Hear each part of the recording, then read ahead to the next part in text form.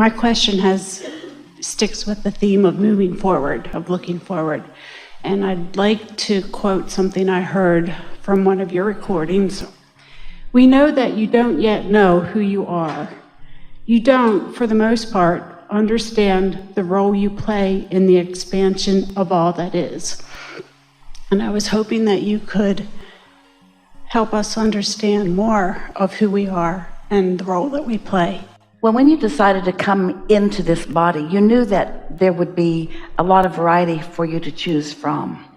But what you didn't really know once you started looking around, you didn't realize the stream of pre-paving that had been underway even before you got into this physical body.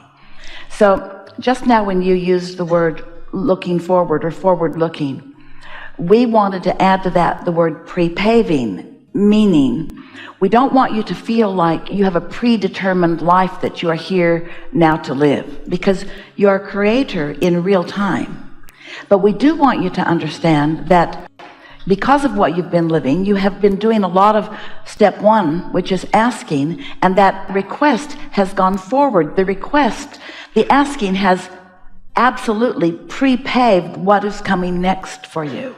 And that's what that comment is about, is that there is so much that you have already put before you, that you have every intention of realizing fully, but you don't have any idea about it because as humans, you've become so accustomed to believing it when you see it or hear it or smell it or taste it or touch it.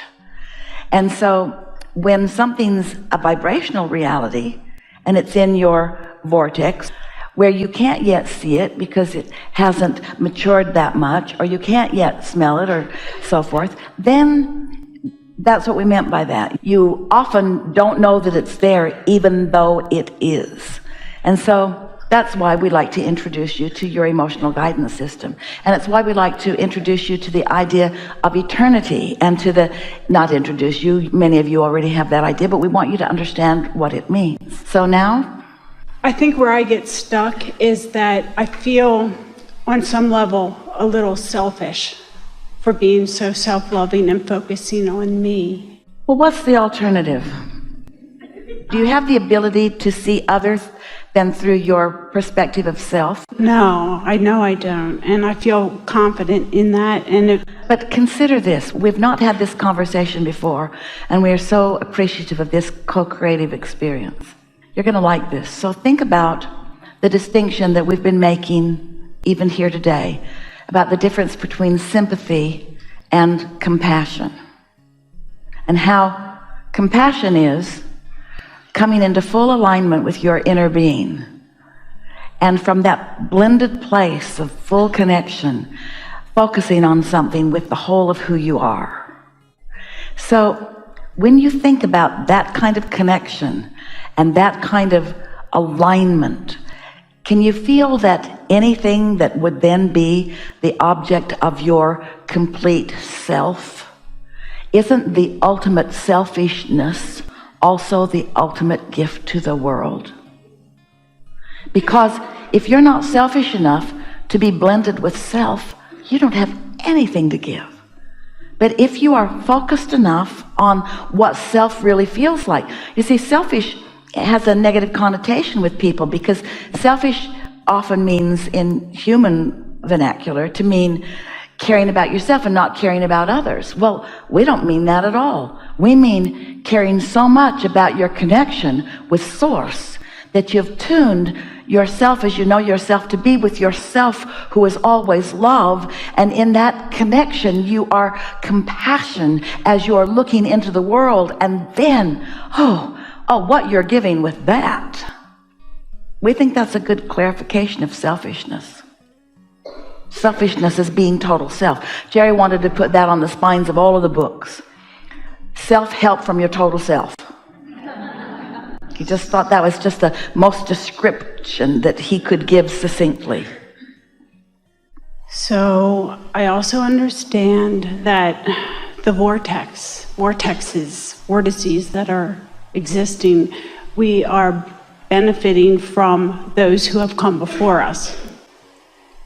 And in what we're doing in this now moment and focusing. Let's stop for a moment and contemplate that. We've said that before.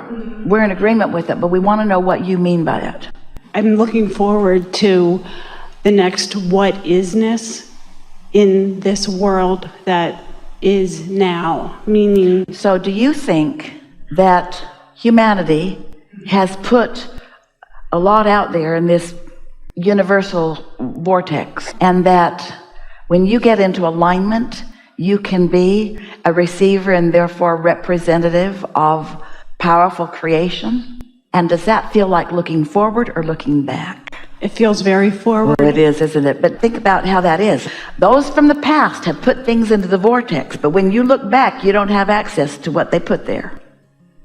You might have access to their reason for it or access to their struggle, and you might add more to the vortex. But if you're talking about being the in-the-moment recipient of what has been asked for, then isn't that something that you want to do on a really regular basis? No doubt. So what are you driving at? Contrast.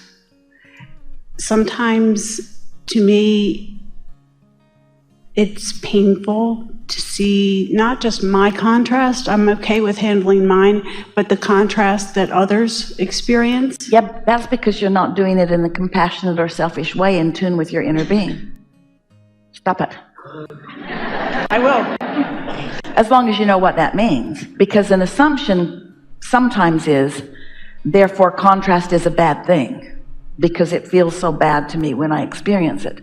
But if you could say instead, well, I'm just utilizing contrast in an unproductive way. I'm stuck in step one. I've launched rockets, so have generations before me, but I'm not allowing myself to go there because I'm reflecting on something that doesn't let me go there. I'm not up to speed with where most of me is. And that's always going to feel bad. Let's make this distinction. This is new too. When you say, I feel contrast, couldn't we say there are two distinctions? The contrast itself and how I feel? Yes. So here's some questions. Does everyone feel the same way when they see contrast? No. Does everyone even share the same contrast? No. Do you think it would be a good idea if everybody felt the same way about contrast? No. Do you think contrast serves everyone? How could any individual be benefited by contrast? By being selfish enough to want to feel good. And yet so much of the world says, be unselfish and mourn with us. How dare you be so selfish as to be happy on a day like this? How dare you not look at the trials and tribulations that, not even the ones that are being experienced today. Let's dig up old ones. And let's make a movie.